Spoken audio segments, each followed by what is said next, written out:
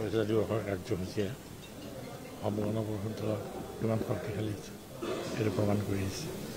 আৰু আমি আশা কৰোঁ যে ৰাইজৰ সহযোগত আৰু দলটোৰ আশীৰ্বাদত অধিক শক্তিশালী হৈ উঠিব আৰু আগন্তুক দিনবিলাকত অসমৰ জনসাধাৰণৰ হৈ মাত মতাৰ সুবিধা পাব। যথেষ্ট প্ৰয়োজনীয়তা আছে আৰু সেইকাৰণে ইয়াক কোনো নুই কৰিব নোৱাৰে। আৰু আজি অসমত আঞ্চলিকতাৰ চৰকাৰ নাথাকিলেও দলটোৱে সেই কাম কৰি আহিছে আৰু ভৱিষ্যতেও কৰি যাব। নিশ্চয় আঞ্চলিকতাৰ শক্তিয়ে পুনৰ চৰকাৰ গঠন কৰিব পাৰিব। প্ৰচাৰটো সদায় থাকে, কিন্তু সকলোৱে সহযোগে কাম কৰিলে নিশ্চয় আগবাঢ়ি যাব পাৰিব।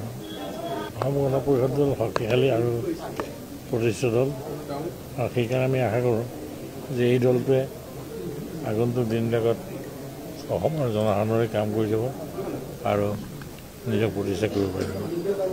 বন্য বিৰতিৰ মূৰত মই দেখা পাইছোঁ।